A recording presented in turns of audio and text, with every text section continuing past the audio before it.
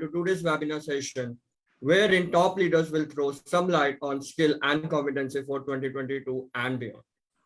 We would like to thank each and every one of you for taking out precious time from your busy schedule to be here with us this evening. Organizations are experiencing a welcome surge in business, and the need to serve with new age operation is ramping up steadily. To ensure that organizations fulfill this need, they must effectively bridge critical skills and competency gap. Today, we have gathered with 4 distinguished panelists who are highly accomplished professionals in their respective fields and will be sharing their insight on skill and competency for 2022 and beyond.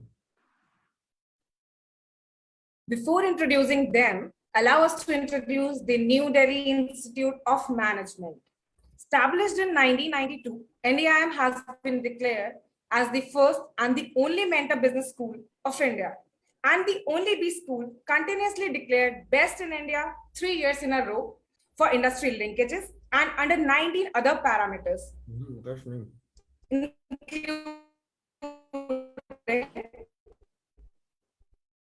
Placements by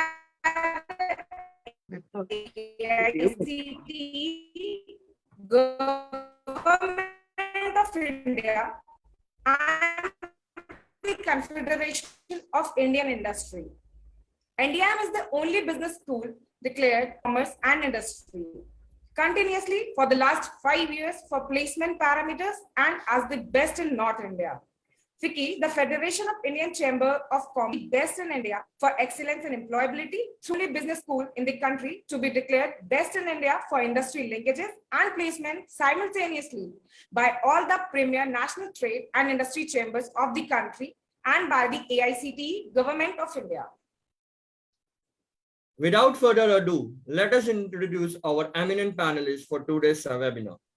We will be going in an alphabetical order. So our first speaker for today is Mr. AGNIWESH THAKUR. Mr. AGNIWESH drives and designs digital human capital management solution for organization across diverse verticals. He helps in digital HR transformation by simplifying HR processes to enhance employee experience. He has consulted various industries globally, independently managing large clients on HCM implementation and support. He has managed an entire gamut of HR-related areas with exceptional in-depth knowledge and expertise. Mr. AGNIWESH is also actively involved in several CSR activities. Thanks, Manas. Our second speaker for this evening is Mr. MUSSARAT HUSSAIN.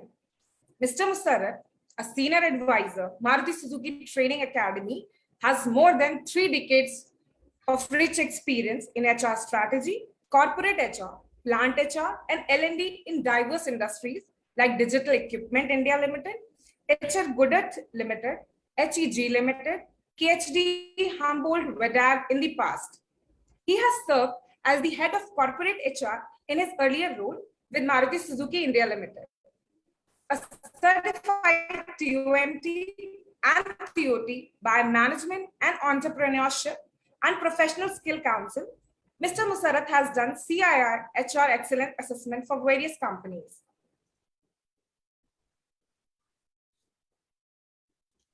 Our third speaker for today is Mr. RAJUL MATHUR. Mr. RAJUL is responsible for talent and reward business of Willis Watson in India. He brings in a total experience of 20+ years across operations, consulting, and entrepreneurship.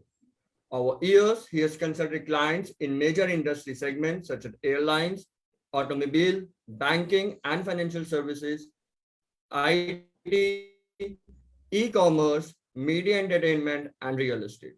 An IIT-IIM alumnus, Mr. RAJUL has authored a number of articles on changing role of leadership, impact of climate change, and impact of different reward mechanisms on employee and management behaviors. We welcome you, sir.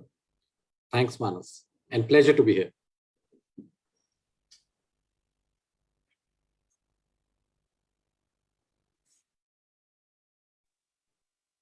The fourth speaker for this evening is Ms. RITIKA SINHA. Any 3 years with large corporations such as Adani Wilmar, Cargill, and HT Media, followed by a rich entrepreneurial experience, setting up companies across various segments like agriculture, e-commerce, and renewable energy. An alumnus of Lady Shri Ram College and the Indian Institute of Foreign Trade, Ms. Ritika is currently the CEO of NCML MktYard Private Limited, India pioneering agri-tech e-auction platform. We welcome you, ma'am.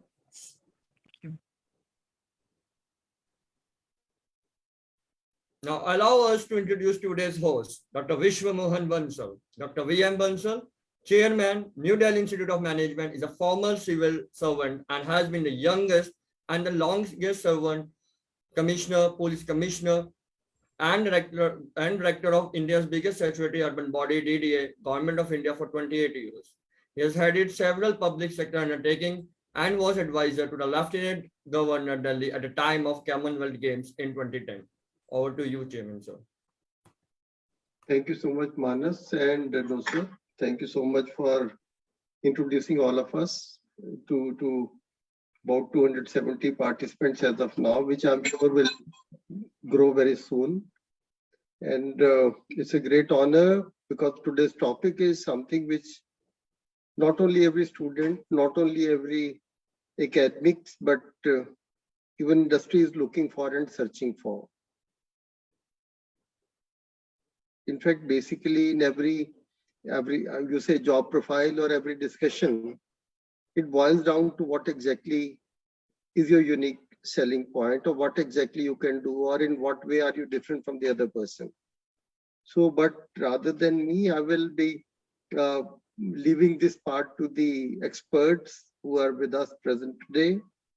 And I just want to inform the expert panelists that out of about 300 people, about 50% of them are students across the country from various engineering, management institutions, law graduates, institutions from science and other fields, commerce fields, and about out of remaining 50%, about 30-35% are academia across the country, and about 15 to 20% people are from the industry. Very senior people also, very senior people, and they've been possibly come here to see what exactly they have to add on after listening to all the friends over here.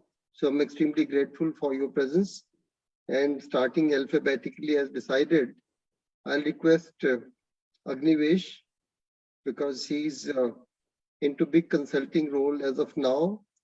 And just to mention that in the second round, our process would be that each one of you will be taking about 6 minutes in the first round, where it is expected that on the topic, around the topic, you could possibly give some case studies or some stories that you have experienced that changed your perception of the skills, or that changed your perception of the competencies, and what exactly transformations or changes you are seeing, not only into your current role, but the previous large number of roles that each one of you has been through.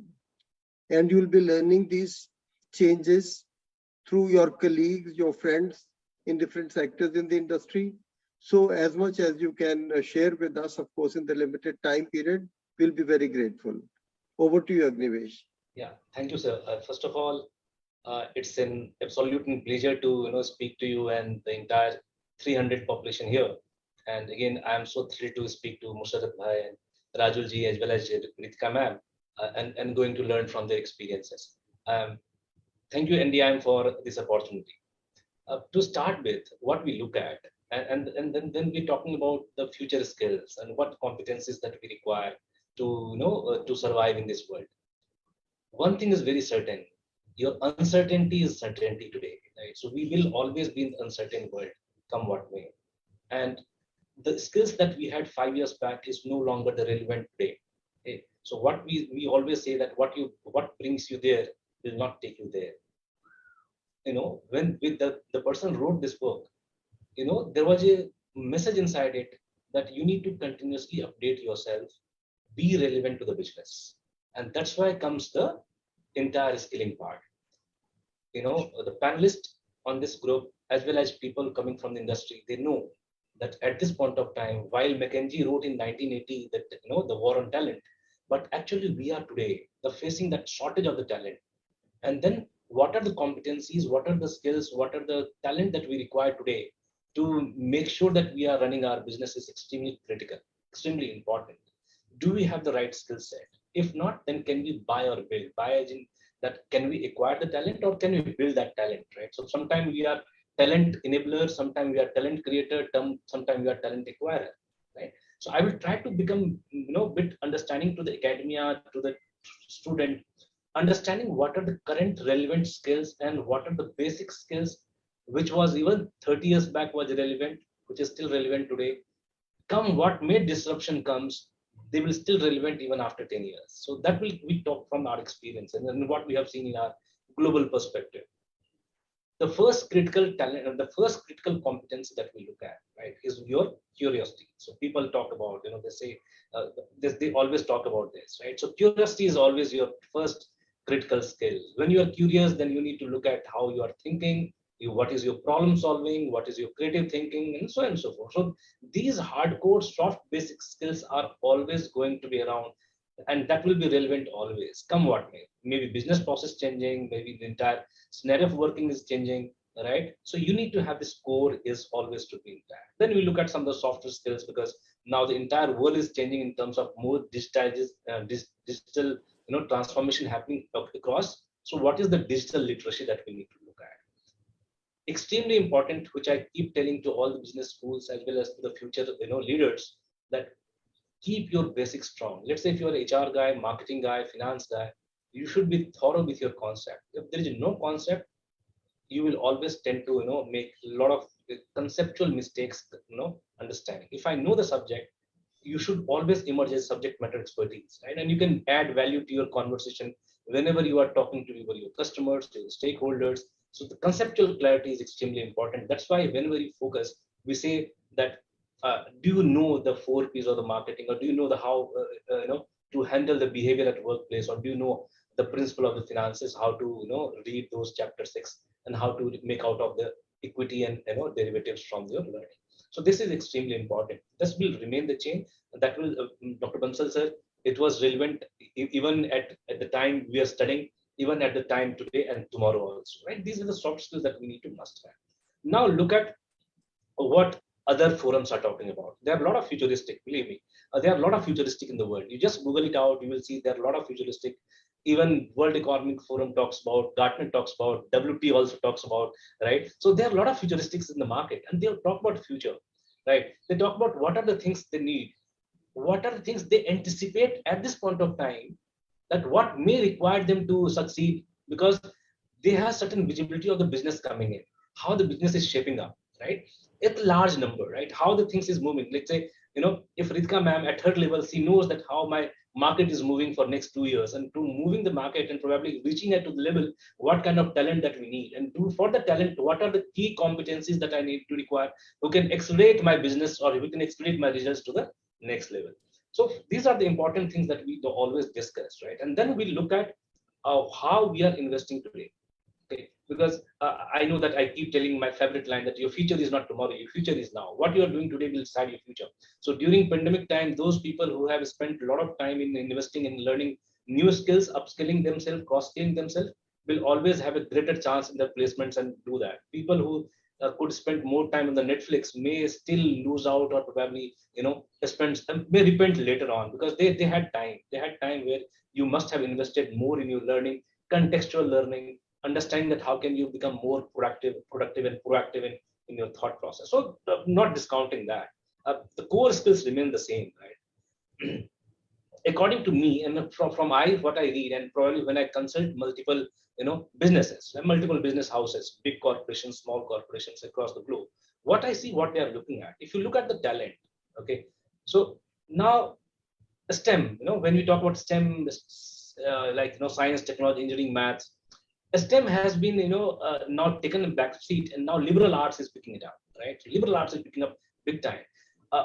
I am looking at, let's say I need to build a product, or I am going to create a system, right? I am going to create a product, I am going to create a system. I need to pick a guy who knows what is the social, political impact of my product, right? How this will be beneficial economically to my consumers, right? So social, political, economic, aspect of my product that I need to build in, right? Probably as an engineer who is knowing mechanical engineering, or I as an HR guy might not be able to think through that, because we have been trained in such a way that we may not have the access, or probably may not have the curiosity to look at all those stuff. So what they look at, why don't you bring the talent from all skills, get somebody from social science stream and look at how they are doing it. You know that the guy who made iPad bag was nothing but a painter, right? He was a famous painter somewhere in Belgium, and Steve Jobs picked him up to build the this. And the same goes for the Lamborghini. The guy was designer.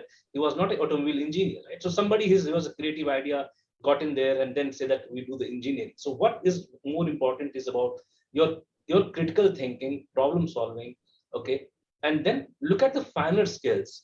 And then we talk about, and probably I think MUSSARAT bhai and Rajul will speak more about their ideas, that how they are looking at in terms of spiritual intelligence, economic, emotional intelligence, and so on and so forth. So these are my initial thoughts, Bansal sir, and then probably I'll come back to you with more.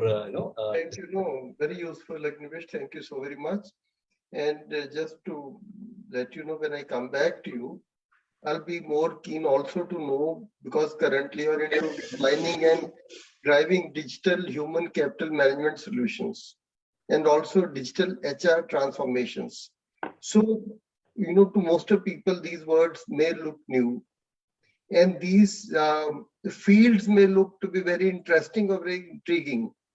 So one would like to know more about it, and what exactly, I would say, because being from the technical field also, what exactly the tools or the technical competencies one must earn to be, I don't say employable, but to be better employable. So I'll ask you that when I come back to you. Yes, sir. And MUSSARAT sir, I mean, you have been a part of us for a very, very long time. You have been helping us in a very big way, our mentor, our guide, our advisor into so many things. So, but I was asking you same thing from a slightly different angle, because you have worked in very senior positions with MNCs based now currently with Japanese MNCs, and earlier with European, American, and Indian people. So what exactly is your learning onto these very aspects? Thank you, Dr. Bansal. Pleasure to be here. And yeah, in fact, the very topic that when we are talking about skills and competencies, having spent almost more than 30 years in different corporates and different industries, different geographies, what I have seen is that this trend is evolving. So there is a shift, continuous shift that we are seeing from when I started my career till today. And what we are seeing is that, first and foremost is technological shift, which we have been seeing. If we look at typically a simple attendance system, I started with a register system. I had to come and sign a register. And if register would be picked up, if I'm by say it will wait for 5 minutes and then it will go to the boss's room. Once you are late, you have to go there and sign. That used to be the era.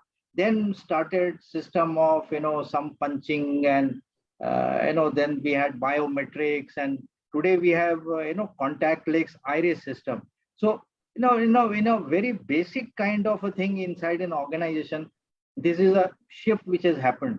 And if I start looking at technologies that has evolved, I have myself seen typewriter, then I have seen teleprinters, then I have seen electronic typewriters coming, then of course DOS based computers and all.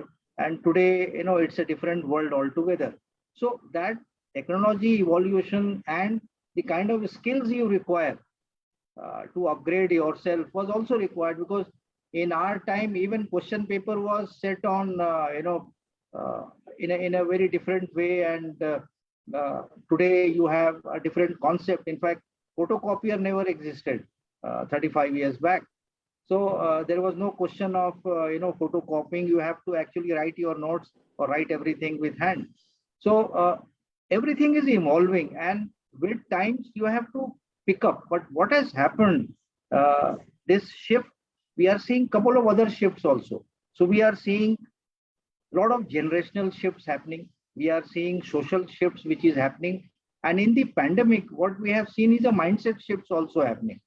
The way things have been accelerated, or the way that we are working, the pace is very rapid. Actually, earlier the pace was little slow, but today the pace of change is very, very fast.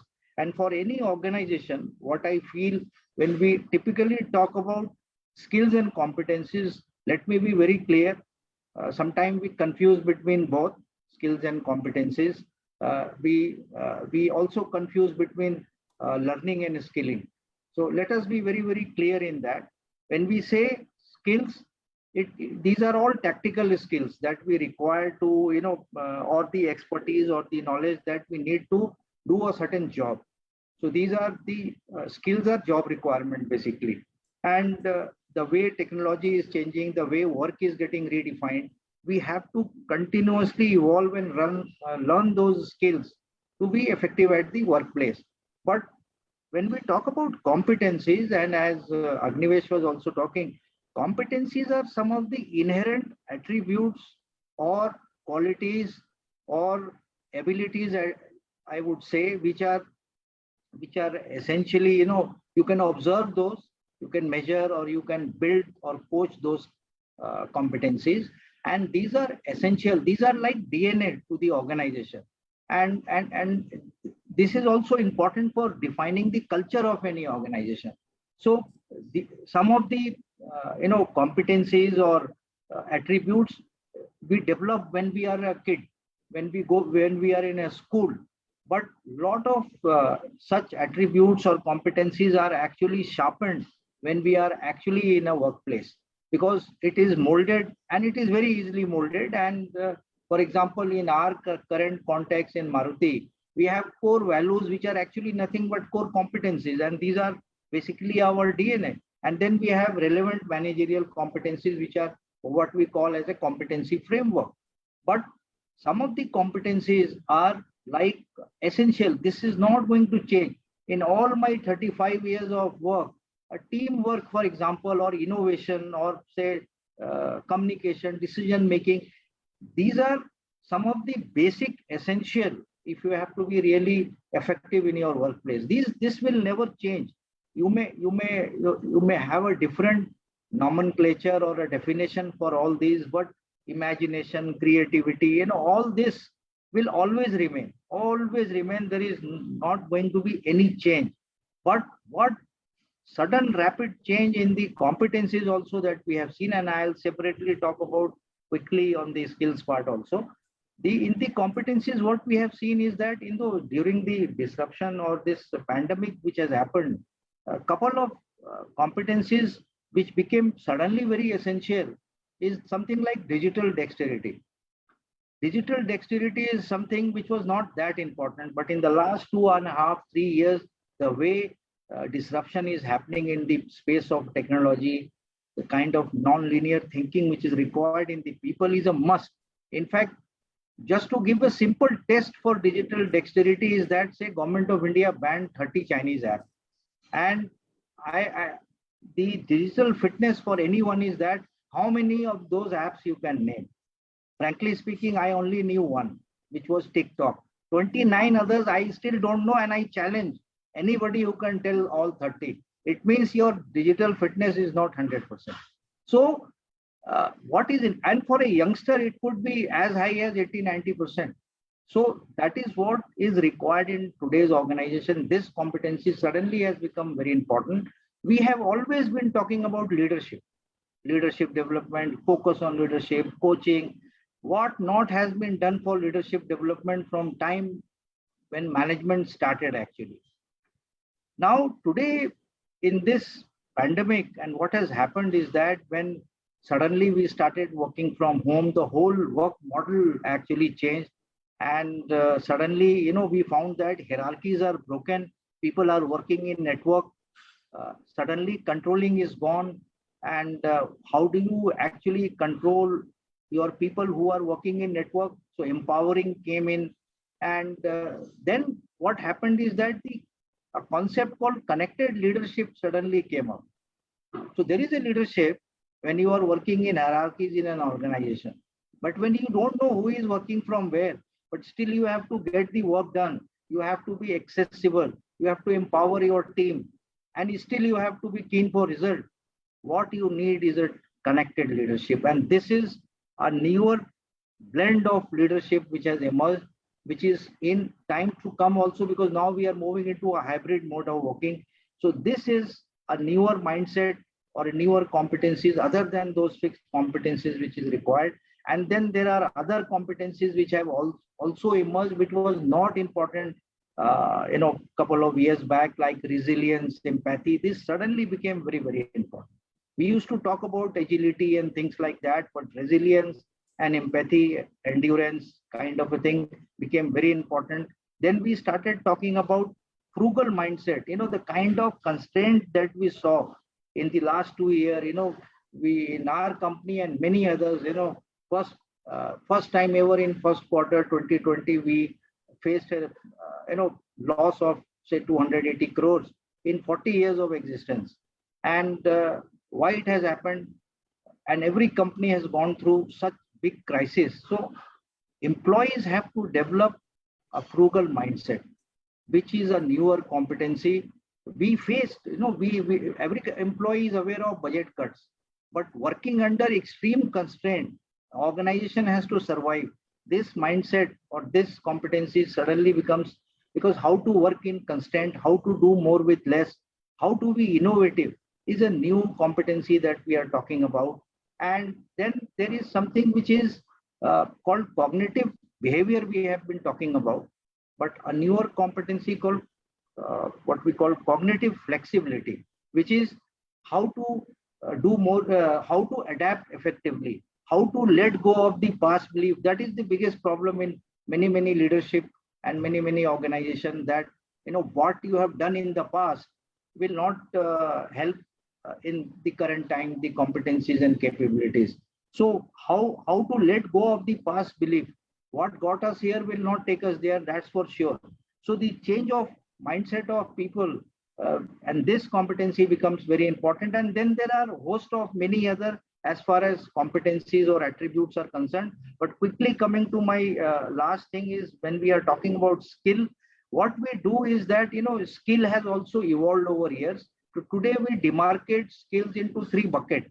So what we call is something called hard skill, and then we call soft skills, and then we call business skill. So all these skills together are very important for driving any business or upskilling our employees. So hard skills are essentially, those skills which are required because of the technical, transformation or disruption which is happening. Say, for example, we are now talking about electric cars, and we are talking about, we are even talking about flying cars. We are talking about driverless car. So we are talking about so many technological disruption. Now, how do you build the kind of skills which is required to actually not only manufacture, produce, design, but also to market, how to service, aftermarket. So those are all newer kind of hard skills which will be required. So the list will be endless.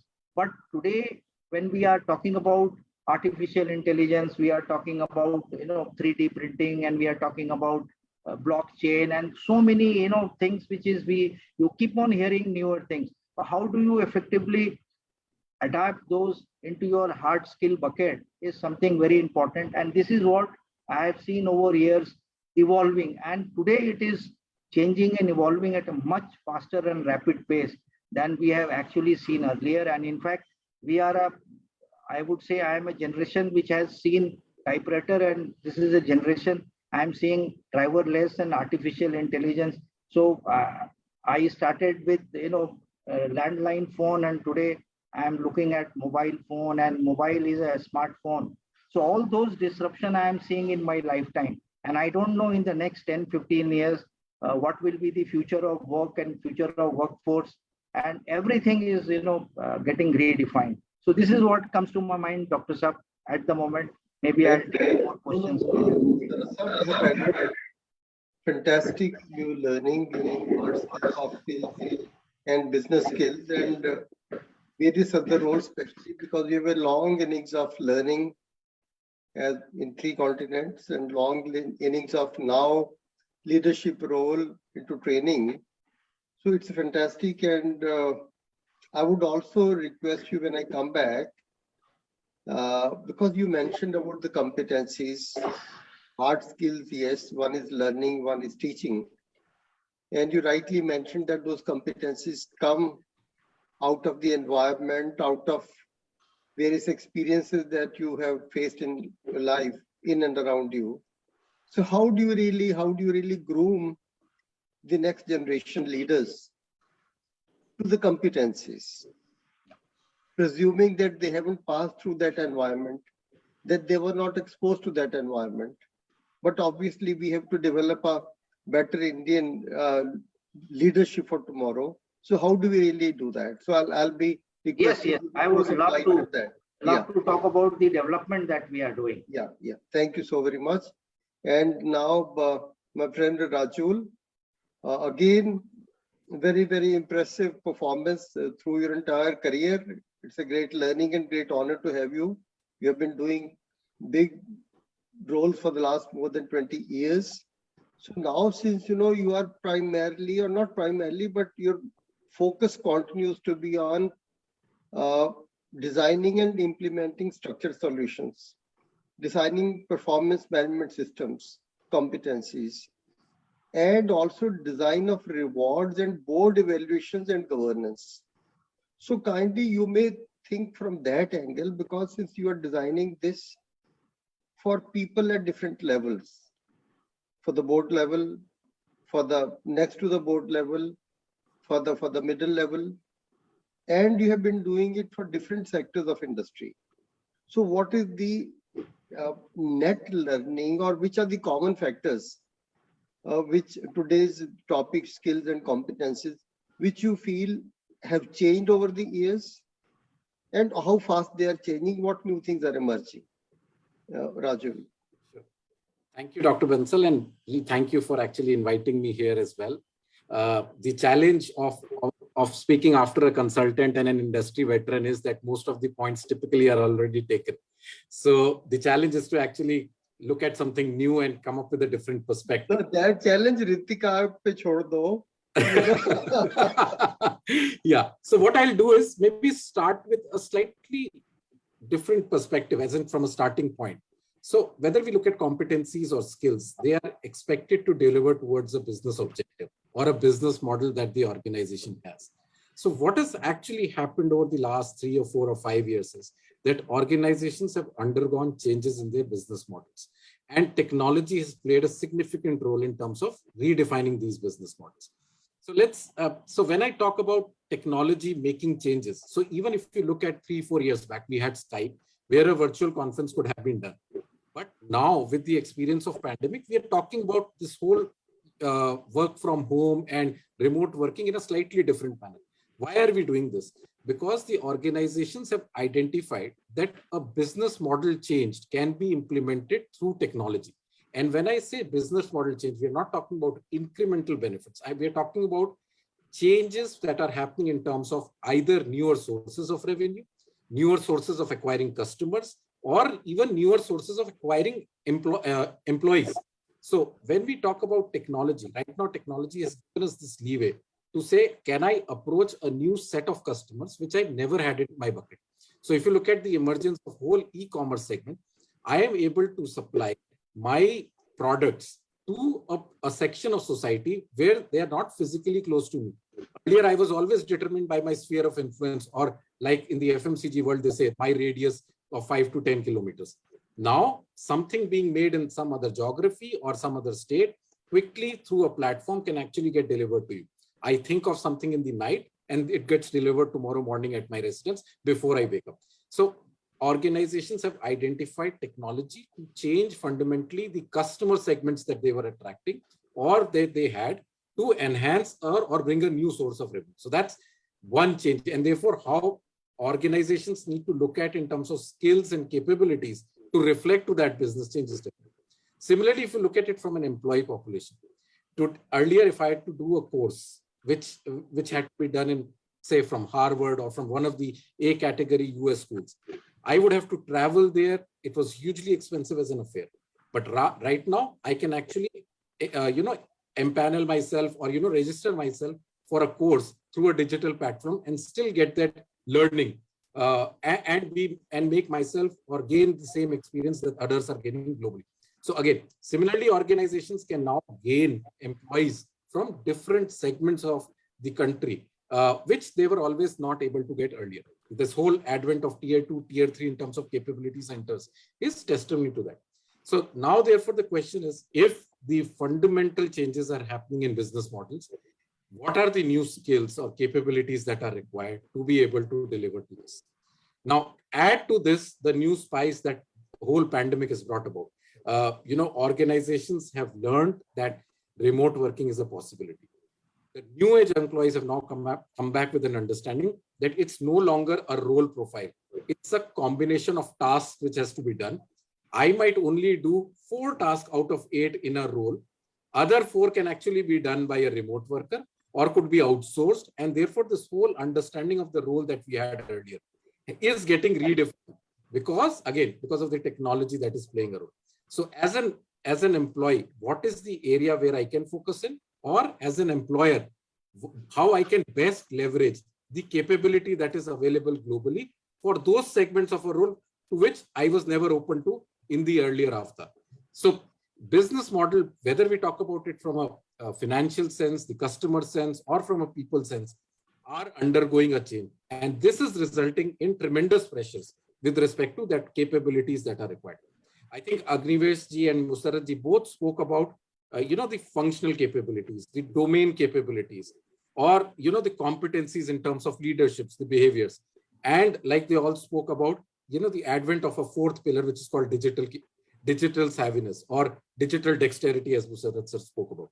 So digital dexterity has become as one of the anchor stones.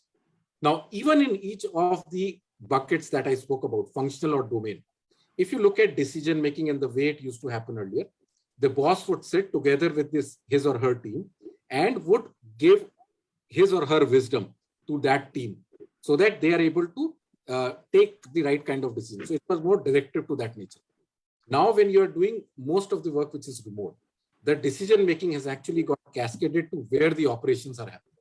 So now my frontline person is responsible for taking decisions that were earlier taken by the managers.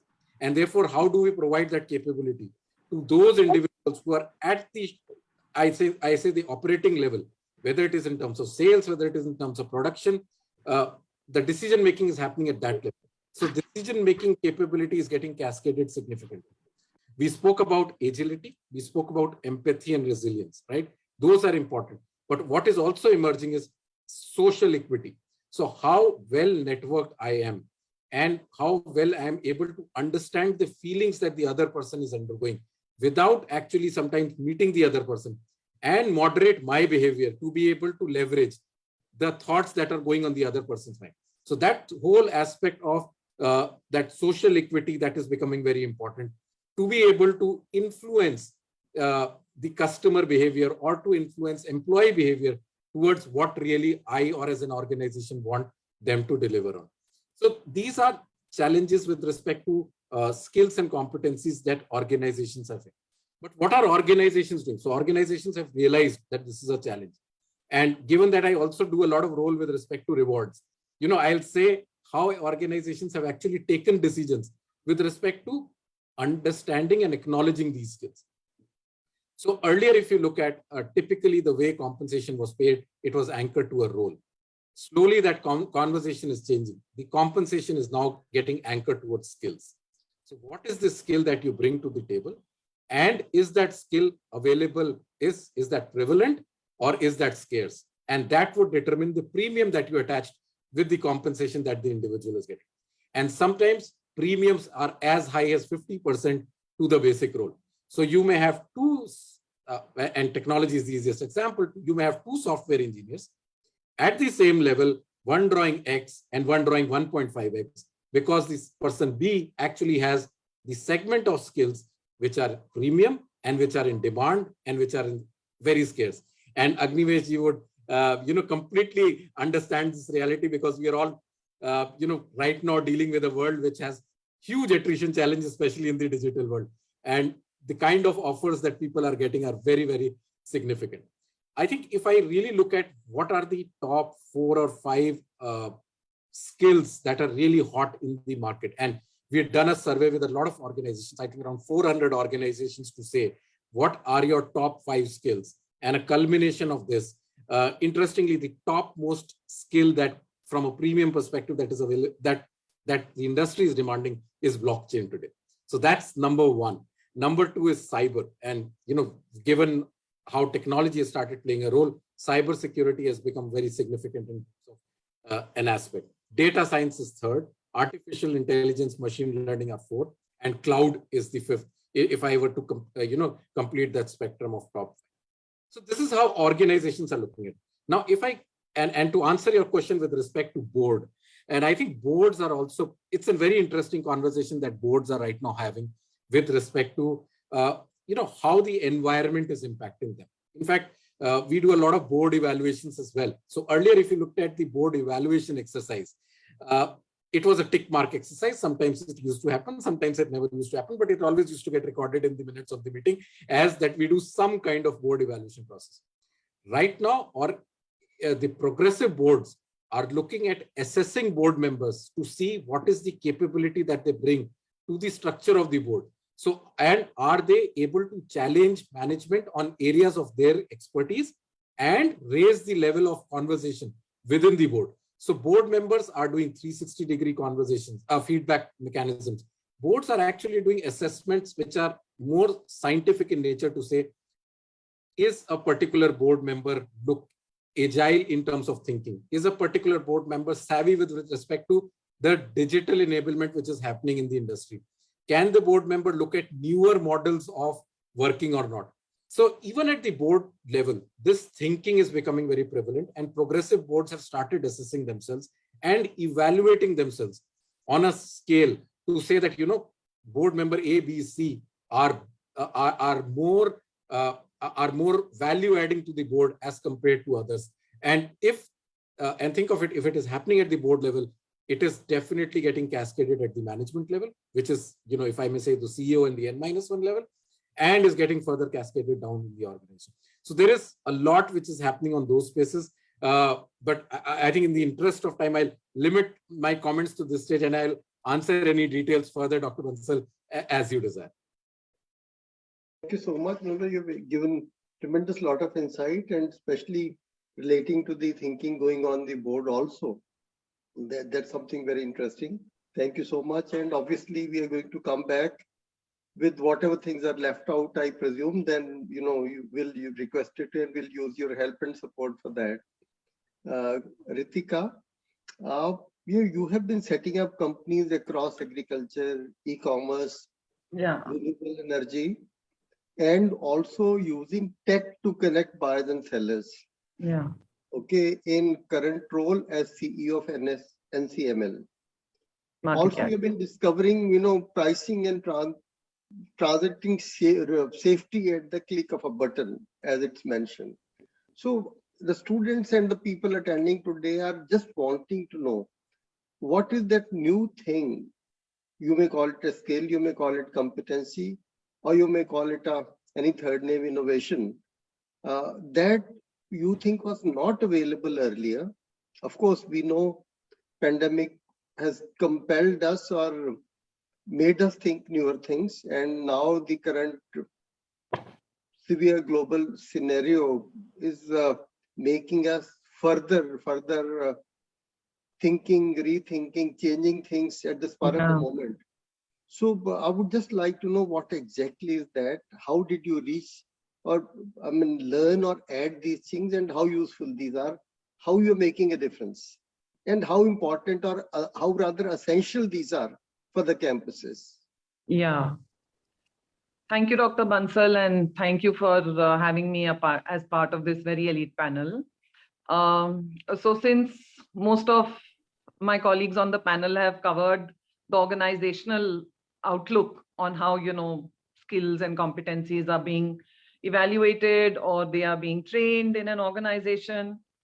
And thank you for giving me the chance to talk about the students, So we are in this very peculiar space of ag tech, which, doesn't sound right together. That, you have to be out there in the fields, and then how does the new age tech work? But tech has done a lot of good for bringing everyone together. It has made it transparent. It has all the benefits that tech has done for everything else, like remote working. The similar kind of things it has done for agri markets. It has allowed people to reach out to each other. It has allowed price discovery for the smallest of people without having to, move out or be very large. Small farmers didn't have skin in this big market game. They were all marginal to the larger picture. But today everybody can do it on their phone. They don't need, big broker account or things like that. But what has happened is that for an individual, or I would like to address the students here and the young corporate employees, that of course we are at the, I don't know whether we are at the crest of a digital transformation or we are still at the early part of the digital transformation. The last 3 years have been unprecedented in, well, all of us know how unprecedented it has been. So it has changed the kind of expectations that we all have from our careers. And I would think skill is the easier part of the thing that an individual needs to focus on. The larger part is the competency or the on-the-job behavior that one has to, deliver. And what I would like to reiterate to the younger participants of this audience is that, you need different skills and different competencies at different stages of your career. And of course, an organization helps in honing us. Every organization has its own culture. It trains its people to be part of that culture because that is where it finds its most productive zone. But as an individual also, I need to work upon what I see myself doing today, then 5 years later, then 10 years later.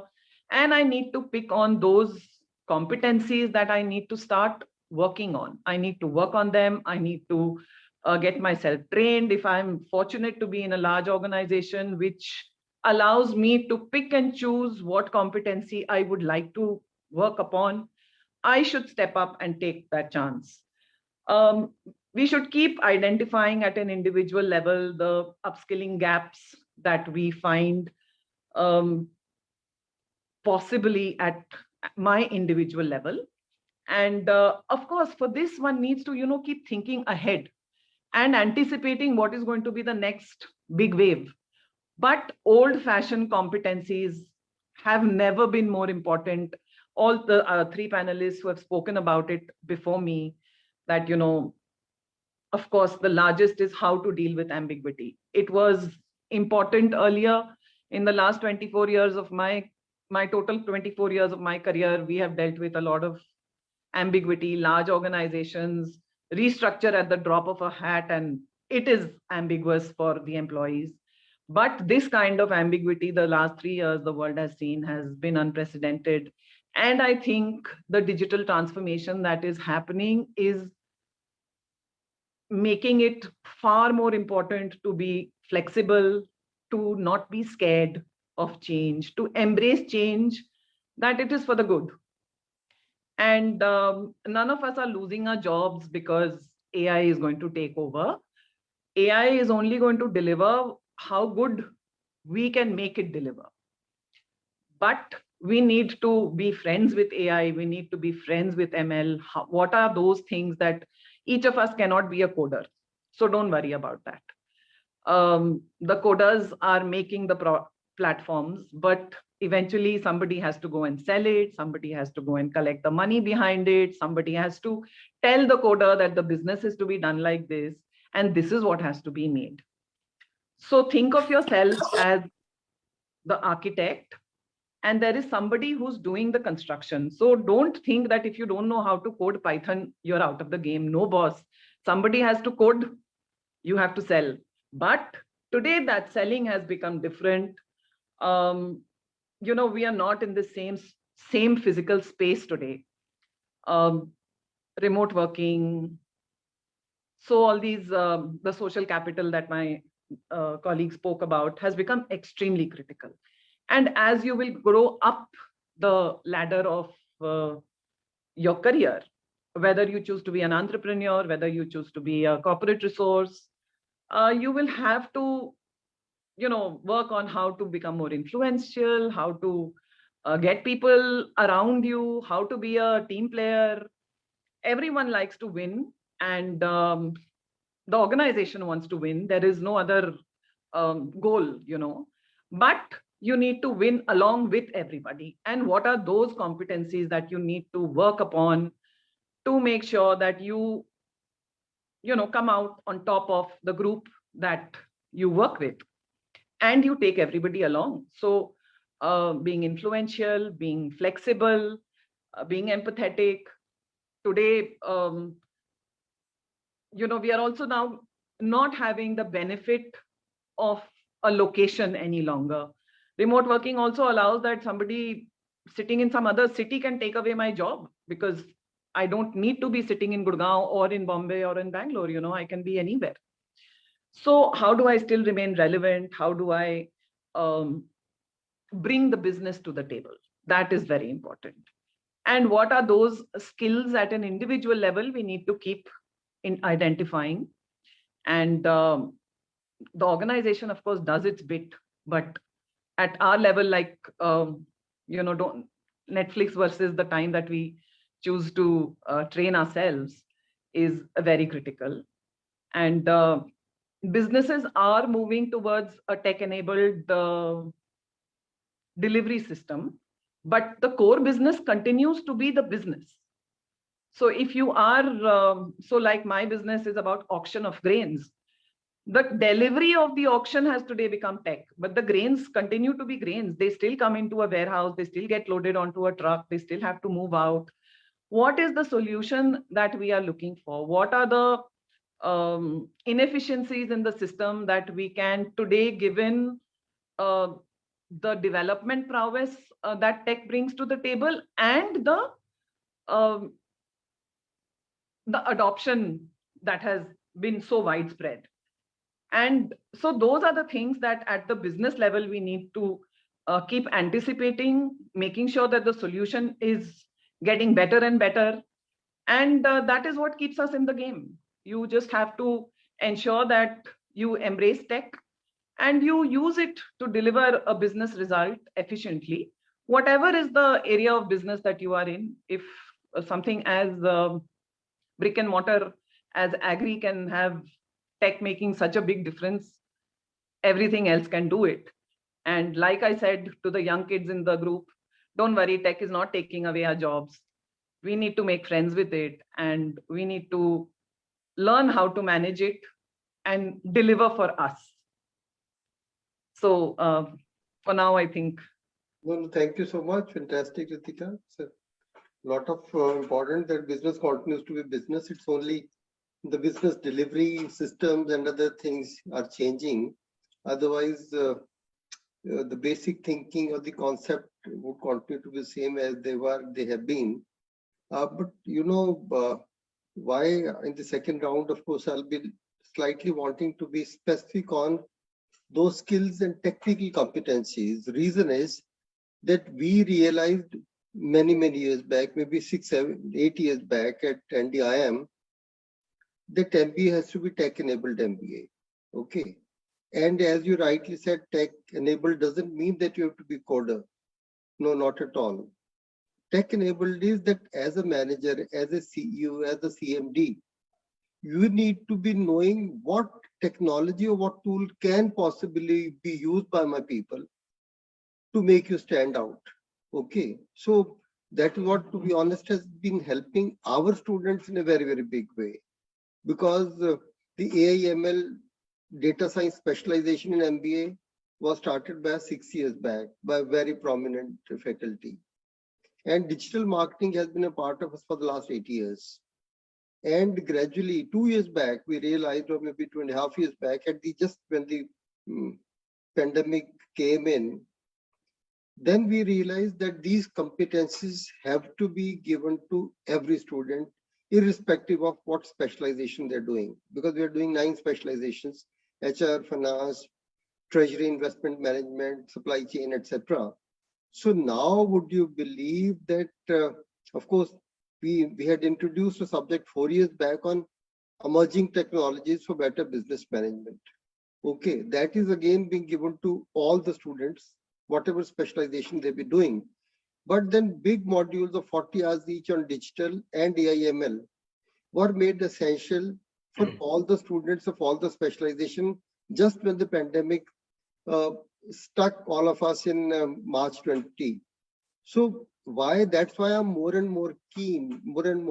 We are also in the process of setting up a center of excellence for tech into management systems. Okay, where we are trying to be focusing what we are missing out or what would be really hands-on needed after 5 years. As Rajul already mentioned those 5 things, but we would like to be precise what a management expert not only should know, but possibly should also know to operate. Not as an operator, but he should know the ins and outs of it. So coming to this as the focus, now we're already at 7 o'clock, and I will request that each one of you takes about 4 minutes. We finish the second round, say around 7:20, and then we open the question and answers. Agnivesh, which I mentioned to you is, I would be asking and you now the emergence of new technical expectations in your fields and also in the companies and clients that you worked with earlier or you're working with now. So kindly just guide us so that this will be of use to the campuses across the country. Yeah, so I'll try to answer 2-3 parts to it, right? And probably add some more. I will continue from where Ritika ma'am stopped on the literacy or saying that, hey, don't worry about the technologies. Okay, so I just give you examples. Okay, so if we do a poll of all 342 participants or well 350 participants, I think 99.9% must be knowing how to drive a car, right? We know how to drive a car or a vehicle. Okay, then my follow-up question would be that how many of those who are driving car are automobile engineers? None, right? Then why we are getting worried about AI, ML, and blockchain, right? When you need to know how to operate, right? You need to know how to operate a smartphone. Phone, you don't need to be Android engineer and stuff, right? So look at this. For management consultant, we need to know how to utilize this technology, right? What this technology benefits. Then here I come. Okay, give you a brief example that I was a hardcore HR guy. I'm an economics graduate from Hindu College. Then I did my post management in HR. Then I started as a business partner in HR. Did some entrepreneurship stint. Then I moved back to Infosys as and then I worked there as a business partner in HR. And then I moved into HR consulting, which is like HCM consulting. So look at the career progression. I have no background in the technology. Today I talk about technology. So I am blockchain certified. I am AI/ML certified, right? I am Azure certified. I certified in 5-6 SAP HCM modules, right? And how it works, you need to know. So today, if you ask me to do coding, I don't know. But if you ask me that what exactly I need to build in, as Ritika ma'am said, also Rajul sir was saying that I need to build an architecture. I need to a designer. I need to design. Let's say if Bansal sir says that today my college has some problem. Let's say, just example, give example that I'm not able to find a attendance system for myself, right? I think I have a challenge. So what I do, I understand each touch point of your attendance system at this point of today, right? And then what I try to do, I try to connect dots. Okay, these are the things, these are the things, these are the things. Then when I am going to manage, right, that then what I see if my teacher comes to a 60 student class and take a attendance 1 by 2, 3, 5, 6. So what is happening? Out of 45 minutes class, 5 minutes is gone. Right? It's a huge challenge, right? And then probably students are not interested and something is missing, right? So you lose that 5 minutes of critical hour, right? Every day in the class. So this is the challenge. Imagine if I am bringing a system and saying that, hey sir, don't worry, there will be a camera, facial recognition, they will understand, they recognize the face of or automatically they will know that who has come, who has not come. So imagine, so this is the creative thinking, innovation, and your business context that you need to bring in, the processes, policies, the learning, the base that you have learned in the management. So you don't have to worry about the technology. As I still say that, you should be enabler or you should be the rider of those technology, right? It should be not the vice versa that, sometimes you say, no, I need to look at, read the HR analytics, go and do the program. Don't do that. And, and what happens that in the process, and Dr. Bansal sir and all the students, that we get depressed. Hey, come on, I really don't have the skills. Don't worry. Honestly, don't worry, because as RAJUL said also say that every organization has a process. When I hire a guy, when I look at the guy, I look at that how curious the person is, what is the attitude, okay? In attitude, what is happening these days, the most important attitude that all organizations are looking at and will look at it tomorrow is your integrity.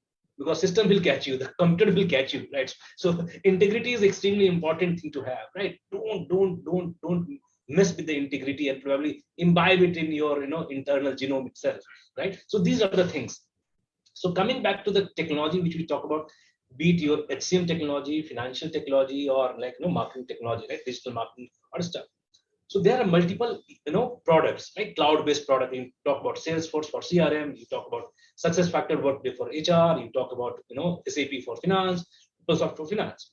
So there are two careers for happens for all professionals. One, that you are management professionals, I'm talking. One, you become the profession which is like go as a business partner HR or a marketing executive or a finance executive, or you go as a business analyst, right? Where I know what is my domain, I know what is my function. You will be trained on certain technologies which you will be hired to, right? PeopleSoft, Oracle, any platform, Salesforce. You will understand how things work, then you start delivering to the customer.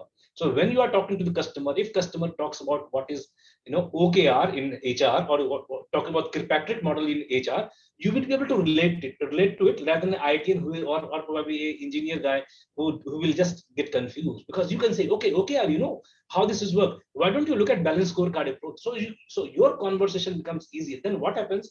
You understand this and then bringing this the solution. It really works. It really works. So world is talking about not technical skills, it's talking about techno-functional skills, where you know the technology, you know the right, you know how to drive a car, at the same time you know how to navigate to the right direction. So this is my initial thought. I always feel that, and I know that I have spoiled many students, many youngsters, even in my organization, most people who are in HR, I had got them to SuccessFactors or probably in my unit, and they are doing financially well, and to the compensation part also, right? So let's say just a marketing guy, he gets 10 lakh rupees, right? But if he's joined as a business analyst in, let's say, PeopleSoft, Oracle, or Salesforce, his comp will be 20 lakhs.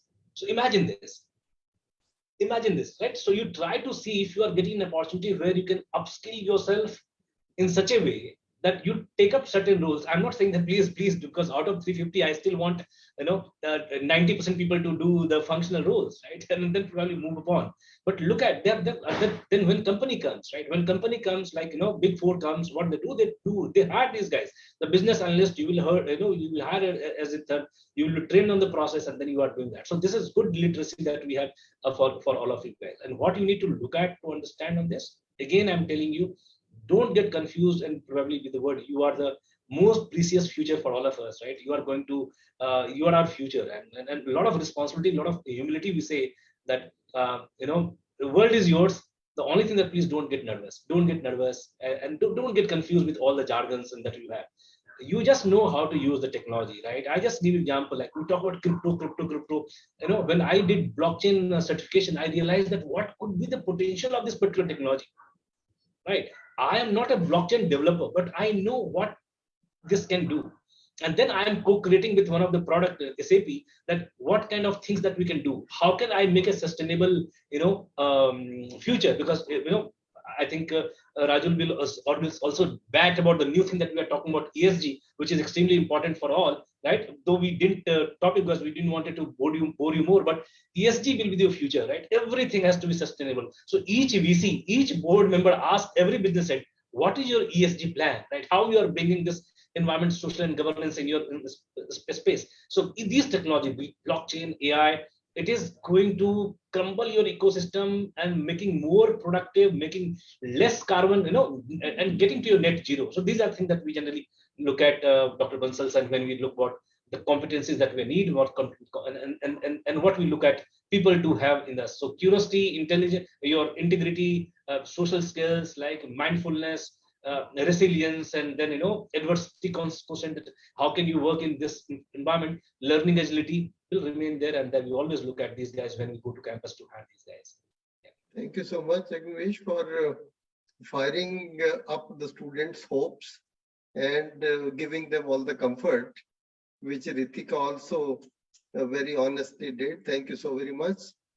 And MUSSARAT sir, which I requested you that we have discussed those competencies when you spoke earlier, and everybody has. But since you are heading the leadership part and the training part of the Japanese MNC, one of the biggest in the country, how do you really groom or develop these competencies? Can we pick up some bits and pieces out of that for the campuses? Yeah.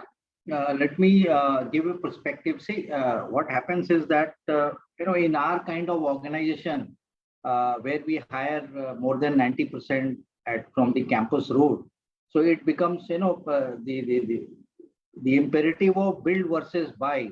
So we do not have the luxury of buying talent, right? Like many of the organizations, they will simply buy talent from any other organization to supplement their talent gap. We don't do that. We have to build a talent pipeline. So we take talent at the entry level and try to build them. So that is the differentiating factor between us and competition. And we feel that we have been market leaders for last 40 years. This is one of the key factors, which is the people who are bringing the difference to the organization. So if you look at technology or product and things like that, not much of a difference you will find. But what differentiates an organization from the others or the competition, what I feel and my experience says is the people. And when I say people, it is definitely the capabilities of the people who make that difference. That you have, you command a market share of more than 45-50%. So it doesn't happen on its own. So a lot of effort has gone into building that. Now coming to the kind of capability building and how competency building is done. So, the way things are changing, like, we have been working from very beginning that, how to attract talent, how to develop talent, how to retain talent. So attract, develop and retain is the, buzzword which was there for long time. Today, we are talking about how to access talent, how to curate talent, and how to enrich. So, and we are talking about, great attrition and things like that. So it is very important. This learning thing is the defining factor. When a candidate tells in the campus that your company is a dream company for us, it makes a difference. So that person is looking at a career, looking at a capability building. His learning curve has to be very, very sharp. So now, how do you build that? So as I said earlier, that we are talking about hard skill, soft skill, and business skill, so on and so forth. So what we do is that, when we say that all these skills have to be, built into our people.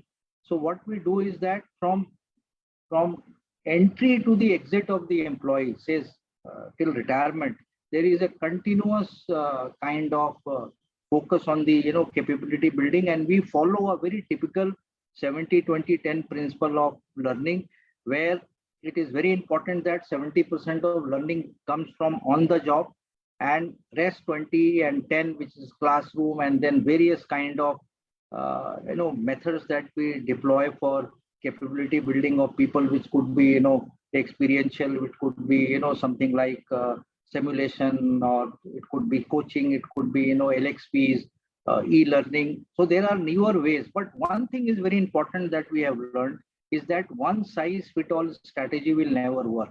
In our kind of organization where we have 4th generation of people working, I can't have a strategy that I am adopting for somebody with 35 years of experience or 30 years and somebody who is a zennial who has just come in.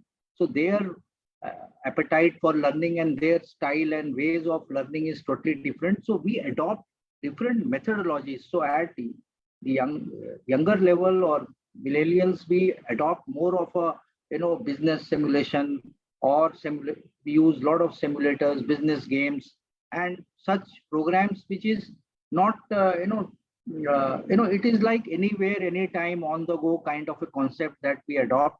So the learning is much faster.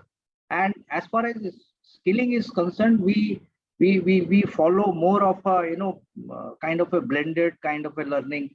But one thing is there, that we have to focus on lifelong learning, in the sense that whatever we are doing, because when we hire people, we believe and we focus as if we have hired for a lifetime.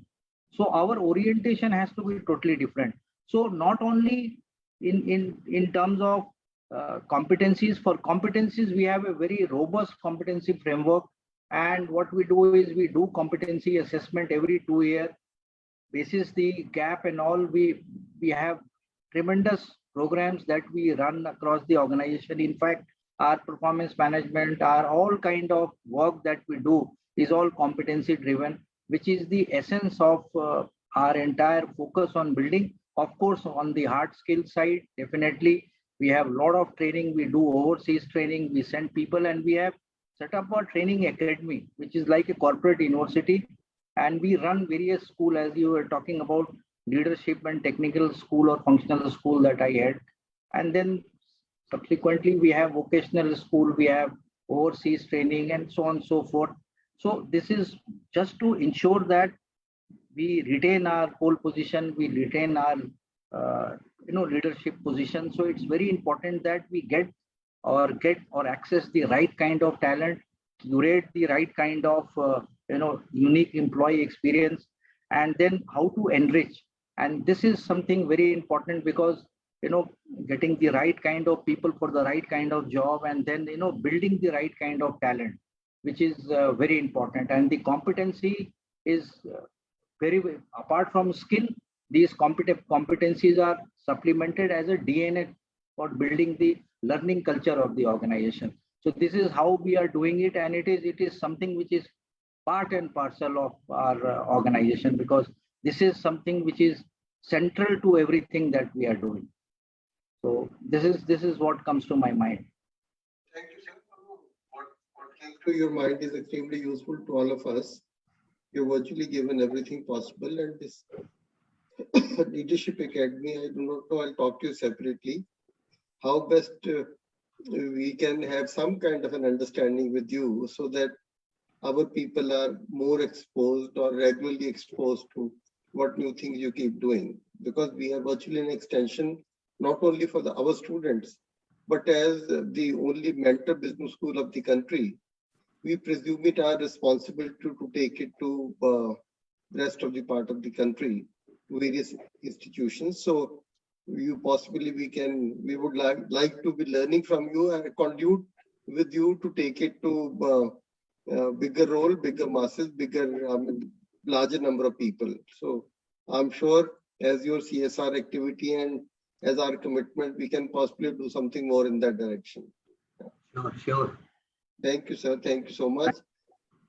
And Rajul, again, coming back to you, because over the years, I would say you have consulted with clients across industry segments, airlines, automobiles, banking, financial services, IT, e-commerce, media, entertainment, real estate. So I would say, again, because each one of them is different, we may call that competencies would remain the same. I can understand that. But now, again, for the last 2-3 years, and now what is going to happen in the next 2-3 years, what technical strengths or technical aspects, I'm not saying technical tools, a manager or an MBA must imbibe to be better off than others? So thank you, Dr. Vatsan. So the way I look at it is there are some basic aspects and frameworks, if you look at it from that perspective, irrespective of whether you're a student or you are a first level manager or a last level manager, you need to manage those aspects for yourself. I think the first aspect is how well you are able to manage yourself. So are you confident about yourself, your capabilities? Are you ready to learn? Are you open with respect to the new ideas that are coming? I think, and are you comfortable in your own skin, basically?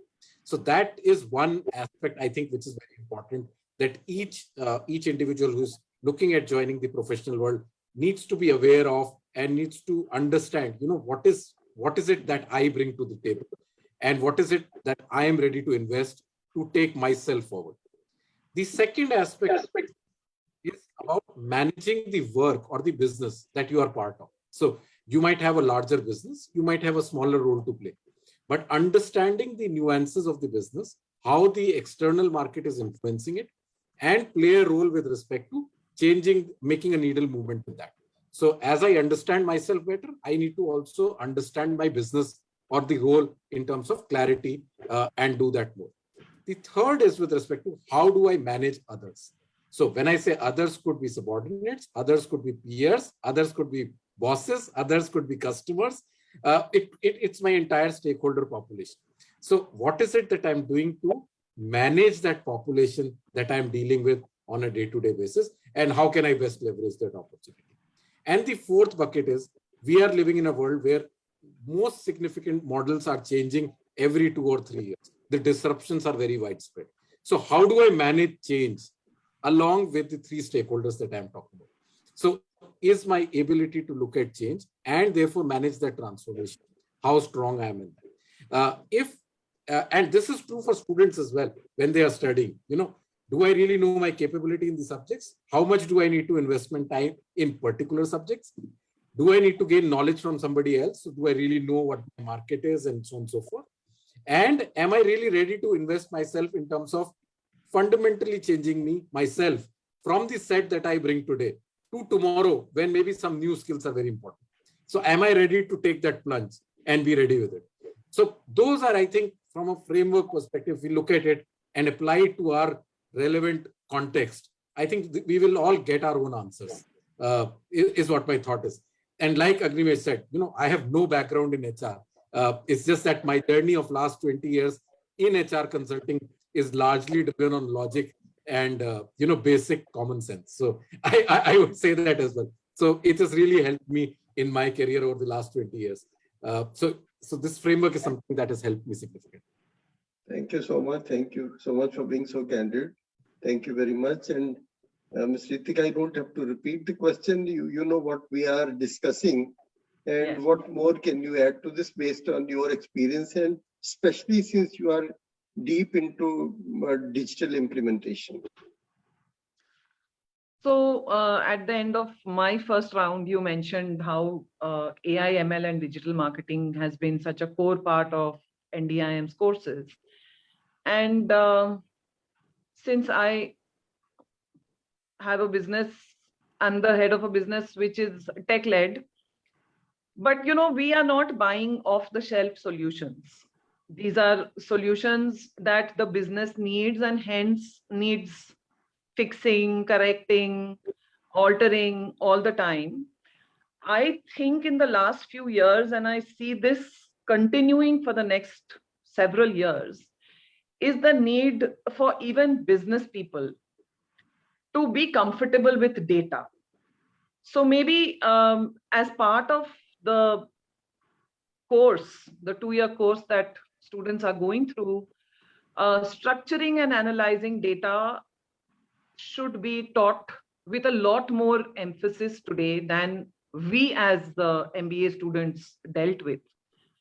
Because there is just too much data coming out of the system, whether we like it or not. The next course of our action is also coming out of that data, but it's about how well you structure that data, how well you read the data, how much can you store. You cannot also store infinite data. So which is the data that you're going to store? And while of course there are specialist data scientists doing part of this job, but as a business person, what is the data that I need to make a good case? How am I going to influence my customer? How am I going to make a case back to my management on something? So that I think is a very, very core part of a business person's repertoire today.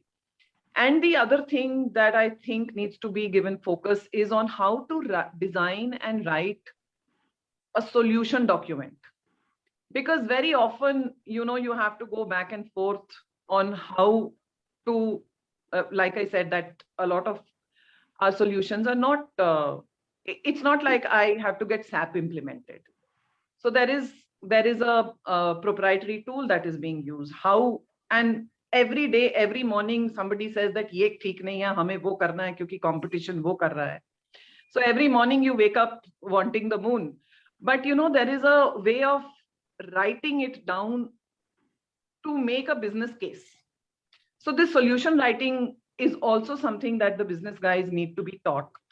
And so that they use their time and the organization's time to the best. And I think rest of it has been covered.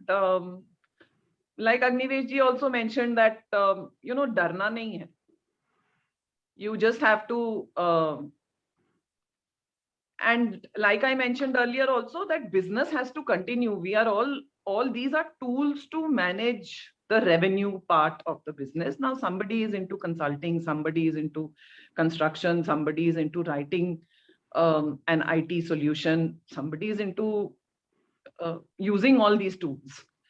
And so we make friends and we continue with these changes that have to be brought into the way we deal with the new subjects of today. No, thank you so much. And I'm sure you would have no objection. Next week, coming week, we'll have a con call with you or maybe a Zoom call with you with our AI faculty and about this, structuring, analyzing, designing solutions and all that. To what extent they are doing, and we'll take your formal input on that. Okay, because I would be very happy to participate. Thank very you. grateful to you. And may I request the faculty to Dr. Komal and Professor Tina to please now, whatever is left out, because whatever these panelists have discussed, almost everything on the earth, I presume, has been answered. But still, whatever is left unanswered, please take it on. Right, sir. Yeah, thank you, everyone. So we request the attendees to please type in their questions in the Q&A tab. Yeah, so maybe we could begin with Ritika ji, and then we can address the questions to others. So there was one question which I received from one of the students in our chat, that there were a lot of skills and competencies which were mentioned by all of you, like stress tolerance, flexibility, technology skills, digital skills, creativity, etc. In addition to curriculum in college, what additional learning experiences beyond the classroom one can have as a student so that they could get hired by companies like you? If you could throw some light on that. So I've already mentioned that, you need to be a team player, you need to be influential. There is a difference between being pushy and being influential. And as a youngster, we often think being aggressive, being pushy is the right thing to do. And then, when you reach an organization, you spend many years being trained how not to be pushy and yet being influential. So these are students, we need to inculcate some of course, some of it is part of the bundle that youthful energy brings to our behavior. But, we still need to, as students, start working upon our rough edges and especially to be a team player, to be, well, in an old-fashioned world, it's just called being well-behaved, and those things go very, very long in a successful career in it's not always the topper who tops eventually, you know, it's the people who work hard. Agnivesh ji said integrity. Integrity is also an old-fashioned value. There is absolutely no shortcut to integrity. There is no shortcut to hard work. There is no shortcut to being well-behaved. And skills तो आदमी सीख जाते हैं, maths practice कर करके आदमी maths कर ही लेता है. So similarly, you know, any of the specific skills that we are talking about, whether it is about how to run a machine or whether it's about how to write programs or, you know, eventually learn blockchain, we can go through those courses. But in our student life, we need to start working upon our behaviors, because those are eventually the competencies that we will be trained for. And sometimes, you know, you are penalized in a non-verbal manner for being not well behaved. If the others want to add to this. Yes. In fact, I have a very interesting anecdote to this. So I'm a 2002 IIM Ahmedabad pass out. So when we did our 15-year reunion, this question was asked to us, you know, what were the courses that you found most useful? And, you know, none of the technical courses got figured into that. 3 courses that, you know, we were asked top 3. The top 3 that came across was, one was a course called Leadership, Vision, Meaning and Reality. It was all about stories of people who have succeeded in their lifetimes. And not only the big ones, but also people, you know, the aspirational, or like the Don Quixote ones. You know, there was a course where you only had 10 books to read, and there was like 50-page books, not big ones. And there was a discussion around what they did in their life. So that was the number 1 course that came across as, you know, the second one was Excel. You know, as basic as Excel that was called out. You know, in those days, Excel was not the one which was taught around the way we were taught Excel in terms of how really to use it in terms of business decision making. And the third one was a course called Written and Analytical Communication, which is about, I think, which Ritika ma'am mentioned, structuring the problem. That's it. So no technical courses. It's known for finance courses, marketing courses. Nobody mentioned those courses. These were the 3 courses that got called out by saying these were our differentiators from other colleges, which we had learned and brought a perspective to our day-to-day work. So small anecdote, but I think maybe relevant from our perspective. I'd like to add something here for all the students and all the B schools I go and talk. One of the skill you should acquire today is any 1 or 2 foreign language. See the advantage of any foreign language in any organization. You have MNCs here, phenomenal advantage, tremendous. I'll tell you, I mean, this is one thing which is going to add value to your career, because if you have expats and you are able to actually connect with them, understand them, so you will be actually excelling. And today acquiring any foreign language is not a rocket science. There are apps. You can have basic through the app, and then definitely if you have the hang of that language, go for certification, go for advanced course. But please do, because, you know, even today I was just reading somewhere, somebody is looking for a, you know, Chinese, interpreter or somebody knowing Japanese, somebody knowing Spanish. You know, the world has become one. And if you know these languages, it is going to add value. So acquiring skill in a foreign language is something that I would recommend to people. It's very, very important, and people miss out actually. Thank you. And MUSSARAT, you rightly mentioned, because earlier our students were studying Japanese, Spanish and French for a long time. But 4 years back, when the Japanese ambassador came to our campus and we set up a Japan center with the approval of the NSDC, the only one approved by the NSDC. Yeah. So we have invested tremendously into Japanese language and culture. And of course, it was helping all these years a big way. But now, gradually, people like you who represent the Japanese multinationals in India, this year, even a lot of our internships are being offered by them. Okay, this year now our internships will start from May. A lot of Japanese companies are taking students because they have shown their knowledge of Japanese language, Japanese culture. And obviously, they would be fittest to be hired tomorrow after they graduate. So that's at least making a big difference. Yeah. Thank you so much.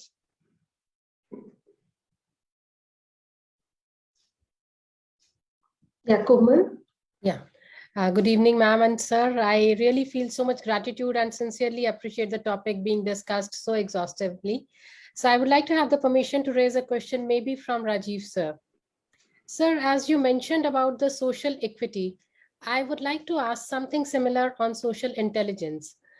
We have understood and learned that creativity and ICT expertise are widely recognized as the competencies of the future.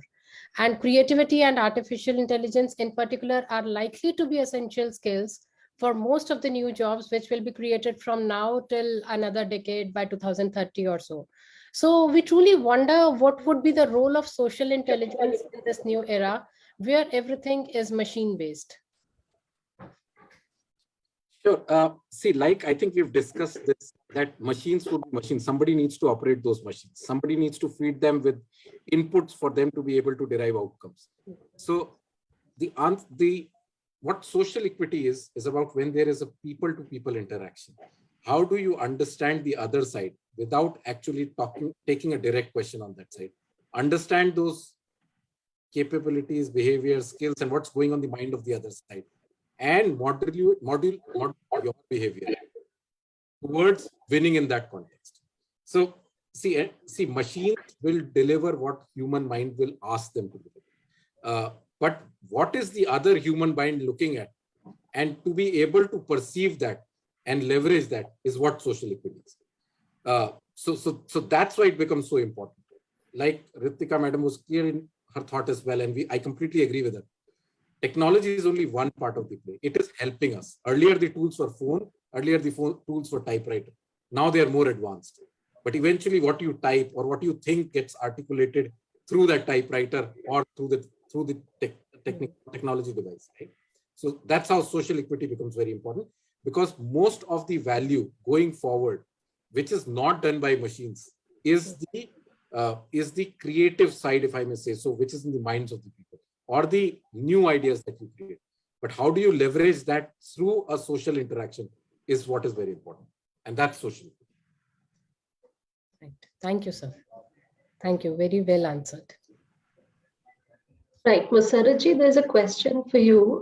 One of our attendees, Mr. Tarun Kohli, he is a seasoned industry professional of 30 years of experience, says that companies train youngsters for many years, but today the trend is they get trained, but they move on and switch jobs very soon. So the concept of lifelong employment is not there anymore. So what do you think companies can do to retain talent, and that too young talent?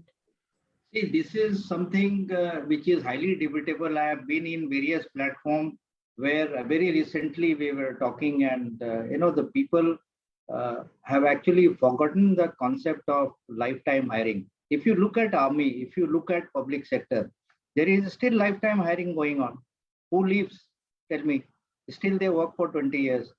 It's not that lifetime hiring is not there. Look at big brick and mortar companies. People are there for decades working there. HUL, or you talk about Tatas, talk about Mahindras.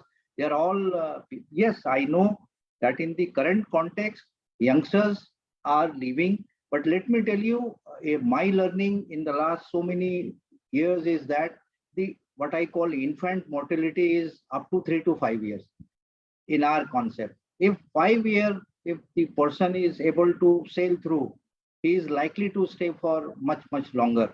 But now the question is that what you do to create that kind of environment, why people are leaving. So the question is that you have to create the right kind of culture. See, money, the problem is that build versus buy. This is where the biggest problem is. If you are buying talent from different sources, you have a mixed culture.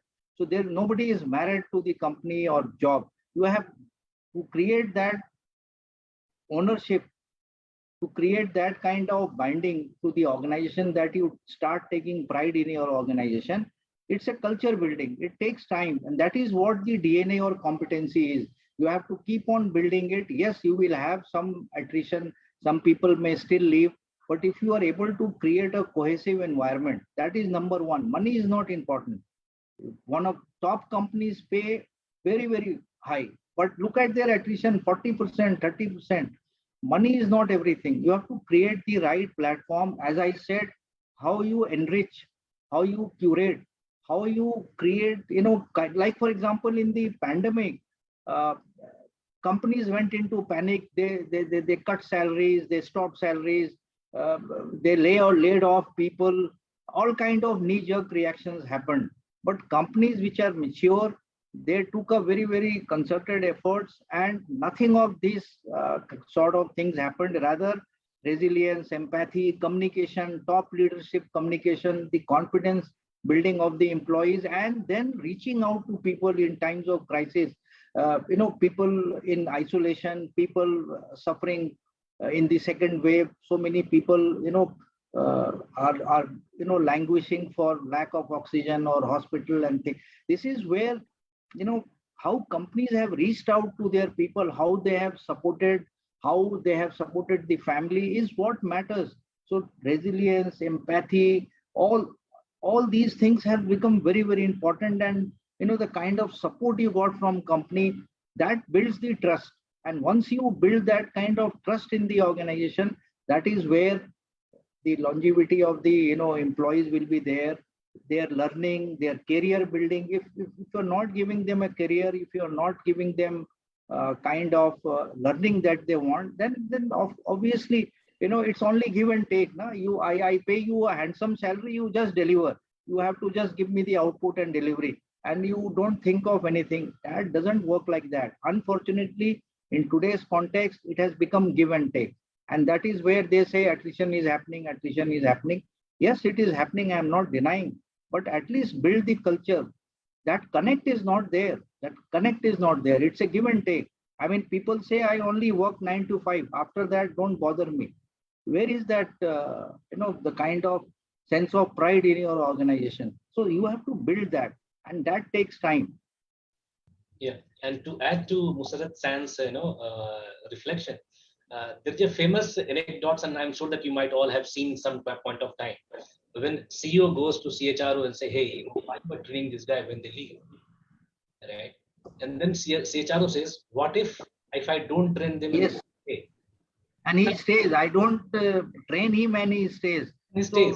So look at, I give you example, not to be quoted outside of this forum. Okay, give you some certain examples that during the Great Resignation period, okay, so many people left because of, like, in tech firm more, because me and Rajul, are the ones who know that how it worked. I have at least 20 cases, 25 cases where a spouse told the employee that when you are in COVID, your organization helped you so much, now don't go. Even if you are putting 40%, 50%, 60% hike, don't go. Because this is the organization who took care of you when you were down. Even if you're on notice period, they ensure that you are taken care, your well-being is taken care, stuff. So I totally agree with what MUSSARAT San says. Right? See, attrition is inevitable. We cannot have that on career. It's inevitable. The thing is that even one employee which leaves my organization or WTW or Maruti is the ambassador. Right? They go with the good words. They go with the good experience that we provide to them. Right? So you cannot say that what is your retention study. See, we try to do all the programs and stuff, but we have to live with it. We have to live with the reality of it. Right? We cannot be ostrich and say that no world will not fall. So that's the reality. The only thing that we need to look at our organization or any organization, that what is my pipeline so that I am risk averse, right? So I don't have much of the risk if the talent goes for toss. So very brilliant input that we said. I just wanted to add a couple of more. Thank you so much. Thank you.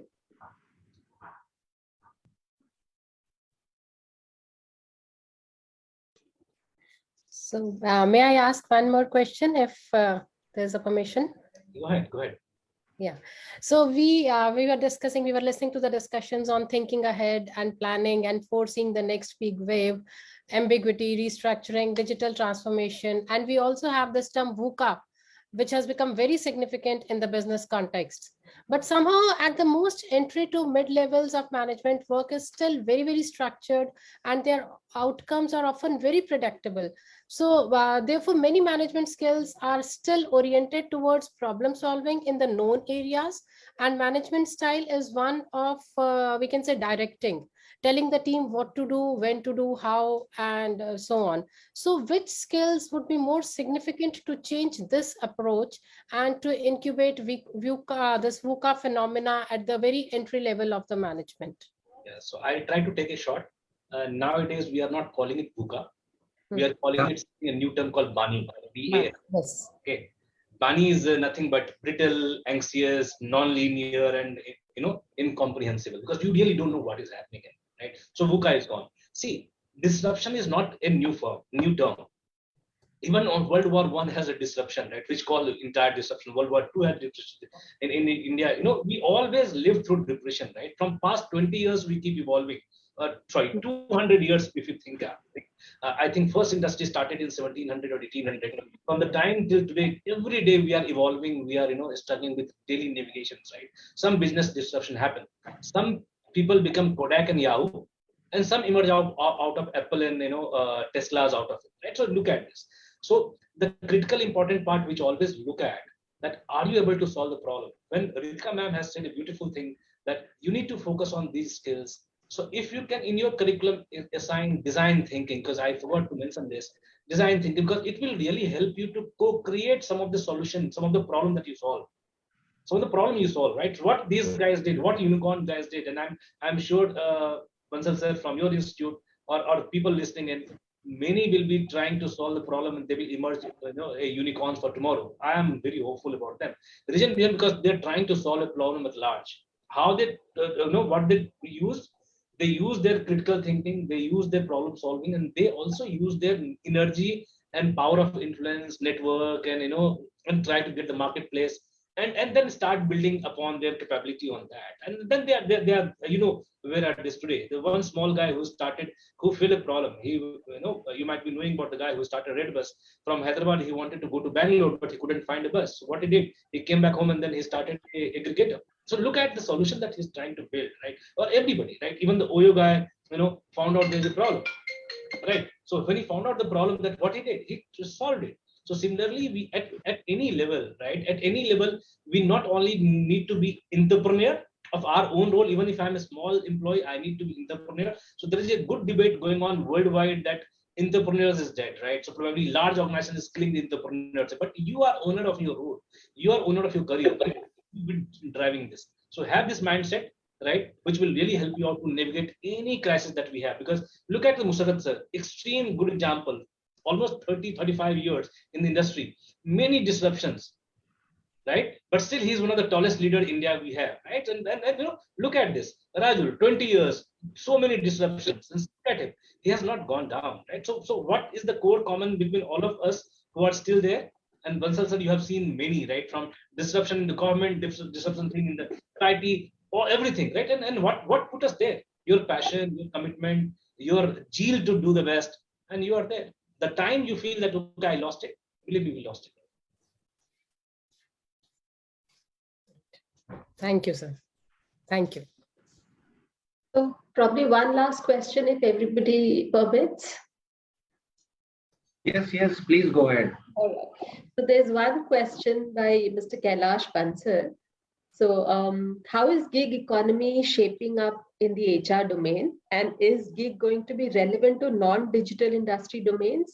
So if all of you could probably give your bite on this. Maybe Rajulji, we could start with you and then move on to everyone.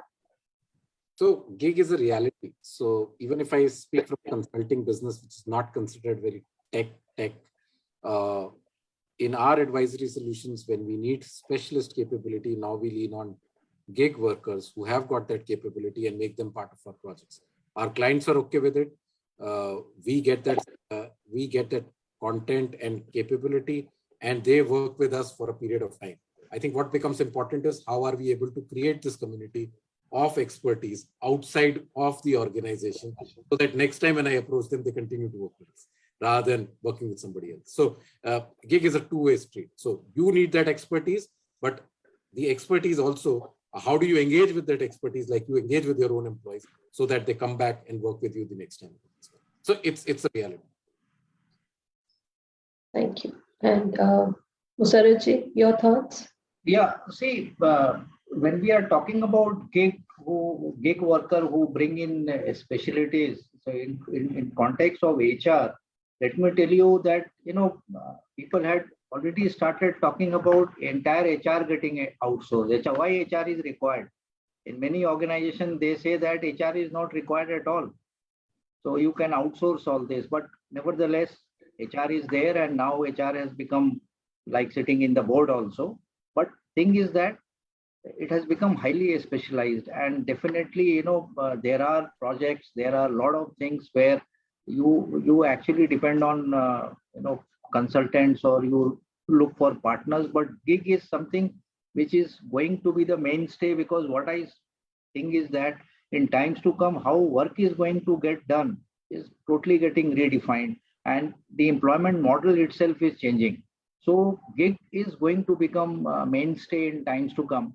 And I foresee not only in HR, but in perhaps many other areas. If you look at manufacturing, we have a concept called outsource, or we have floating manpower, which government has also kind of allowed this kind of a model where almost 50, 60, 70% of your outsourced manpower who are working based on seasonal nature of production, they are a floating population. So that model was there because they are expert and they come and work on shop floor, run robotics, run high-tech machine assembly and things like that. But gig coming into kind of a specialized area is and in fact in engineering it always existed. Let me tell you, in design, lot of design work is outsourced to a specialist who will take the job, do particular designing, and then give it back. That model has been there, but the new nomenclature of gig which has come is more West based, and this kind of a model in a different form already existed in India, but it will be the mainstay in times to come because the employment model is going to change. So many people, like, we used to wonder 10, 15 years back, meeting a lot of foreigners and all, while going on tours and all, they would say that they are on a holiday for 3 months or 6 months. So we used to wonder, how do they make money, and then they are just doing Nile expedition and coming to India and spending 3 months, 6 months. So how they work? Actually, they are gig worker, and that model existed in a big way in US, where gig workers are paid more than full-time or fixed-time employees. So that's why they make good money and then they enjoy life. That was never there because we had this problem in India that jobs were not getting created. But I am sure that in times to come, the economy is going to grow further, and these kind of models will catch up very soon here. So that's my take. So it's evolving. Actually, it's evolving. We keep debating a lot on this. Yeah. Right. And Dr. Tina, I am the living example of gig economy, gig worker. So I am the internal gig worker, right? So I have got 9 hours to play, okay, in a daily basis. So I am doing consulting for one project, like 0.25, putting it there. So I am the delivery lead for one of the accounts. So I'm not only working one, okay. So my chargeability, my billing is split in multiple accounts. My expertise is being shared with multiple, opportunities. Sometimes I'm a solution architect, sometimes I'm a designer, sometimes I'm a project manager, sometimes I'm a delivery lead, sometimes I'm into a firefighting mode, a subject matter expert. So I go there for 2 days and probably fix up the things and come back. Let's say payroll of the China is done, is blasted. Now what to do? So I go there, help them out, and come back. So we and this role I'm playing from past 10 years already, right? So we call it an internal gig worker, right? And Yeah, very interesting that intra-organization. Internal gig worker, where sometimes you are putting as a subject matter expert, sometimes you are putting as a trainer. So I also go into my academy, the academy, and I go and teach them. So I get 2-3 hours of billability coming from there. Right? So this is what is happening. The same thing, if you can try to put it to multiple people. Right. So let's say Mussarat says for design, I need a designer, I need to look at this. For learning, I get an instructional designer from outside to do the work for me, right? And then in India, what is happening that, after the labor code comes in, right, we will get more clarity on the taxation part, on the application of these guys part, that how we are going to have like insurance, how we are going to make the insurance of the PF. So we will look for more, and Western countries, they are evolved in terms of their contingent workforce, or you talk about concurrent employment, or in terms of gig or dual employment. In India, we still don't have the dual employment philosophy, but let's say in the morning I am a consultant, in the evening I am a YouTuber, and I am getting money. So that is allowed, but dual employment is not possible. So we are evolving. But having said that, one person can do 5 roles. Let's say in the morning I work in McDonald's, in the evening I go to a state bank and do something like that. So this is a reality, it's happening, and we are evolving. And in next 5-6 years, we will see more acceptance of these kind of work that we see happening in the organization. Exactly. I have seen people who are in the night working for Swiggy and Zomato delivering, and then they say they also do some work for Amazon. So multiple jobs. I have come across people, and good people, in the sense that some of the even students, they say that they work as part-time as a delivery boy or on weekends and things like that. So it's catching up in some form or the other. So dignity of labor is something which is required here, and I think it is shaping up. So gig is going to come in a very, very big way, but yes, it's going to take a while, maybe 5 years or 10 years, but definitely it will reshape. I don't know what Rajul has to say. Is smiling. Rajul, you can add something. Ritika ji, probably in your sector, if you would I like. want to say, yeah. So like MUSSARAT ji said that, gig economy workers have been there. We didn't just call it. And in our sector, for instance, there is huge seasonality. There is a lot of very remote work to be done. So actually, it has been good for the gig economy, since control and delivery of a remote workforce has been made a lot more formal due to the tools available now. Everybody is on a smartphone. You can have a small little app which is made. Let's say there's a crop cutting experiment to be done. So it will only be done when the crop is going to come, getting ready to be cut, which only happens for a 45-day period or a 15-day period in a smaller geography or a larger geography. Let's say a contiguous geography mein 45 din hue, very small geography mein 15 days. So we are not going to hire this workforce for the whole year, right? So, but then you had challenges earlier. How do you find them? How do you keep them? How do you train them? How do you get the input from them? Today, none of that is a challenge. They log in an app, you are geotagged, from this hour to this hour they've been working, this point to that point they have traveled. So everything is very transparent. They get to a point, they have a lat long coordinate, they take a photograph, they upload it in the app, they get paid for the number of hours that they have worked for, or whatever mandate has been given. So technology has formalized a lot of the unorganized sector gig economy, which was already prevalent, and it's been a boon, and it's only going to get better from here. Thank you. Thank you. Very insightful. Thank you, everyone. So, Yeah. So like Raju was trying to say something. No. I was just smiling. Yeah. I think so. Gig workforce is a reality. So like I said, we continue to have them as part of our team. But I think what is important is how do you create a community outside, which is very important, because how do you keep them engaged is what I said was important. Yeah. So I think those were my short comments with respect to that. Thank you. I'll see more and more of it, and I'm conscious of the fact that we're very close to 8. So I'll not keep you all holding. Yeah. Maybe you can now close it. One thing I'll add here before we close.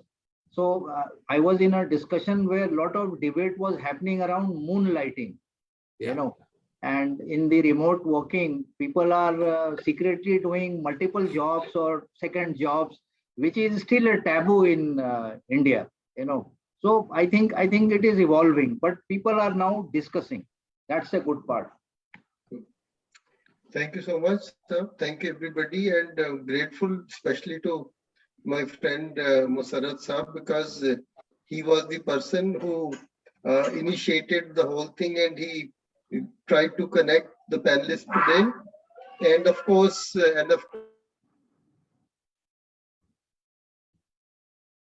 sorry for this Mani kind of a thing. And of course, we could have Ritika ji later because one of our friends who was to be earlier a panelist met with an accident. But grateful, Mussarat Sahab, thank you very much for taking the lead and supporting us all the time.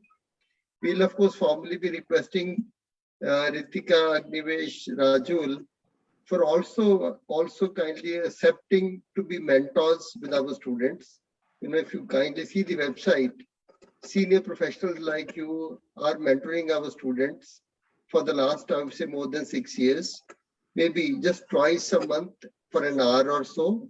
And now in the online mode, it has become even more easy for professionals like you to be with the students. I'm sure you will, as you mentioned in the beginning, you will learn a lot and they will learn a lot more from you. So that will be kind of your payback to the academia and payback for building great leaders for the nation tomorrow. Thank you very much, all the participants, and you have been here with us for the last 2 hours. I'm sure something or the other, if not everything, you are carrying home with you. Thank you so very much. I'm extremely, extremely, extremely grateful once again to all the honored panelists. Extremely grateful. Thank you so much. Immense learning that we have each time we discuss. So thankful to all the co-panelists and immense learning. In fact, thanks to all of you. Thank you, Bansal Saab, for this opportunity. So this kind of deliberation is actually something which is required from time to time. So thank you very much. And you would be happy to know that after this, those friends, because we send very large number in wide span India, so those who have not been able to attend, either they are seeing on the Facebook or they ask for a recording later on. So possibly some or the other purpose in the process is being served, of course taking a lot of your time, but you people are doing a great job in the process. Thank you so very much. Thank you so much. Thank you so much. Thank you, Tina ji. Thank you. Thank you, Rajul, and thank you, Agni. Thank you, Dr. Bansal. Thanks a lot. Good night. Thank you so much. Thank you. Thank you. Best wishes. Thank you, sir.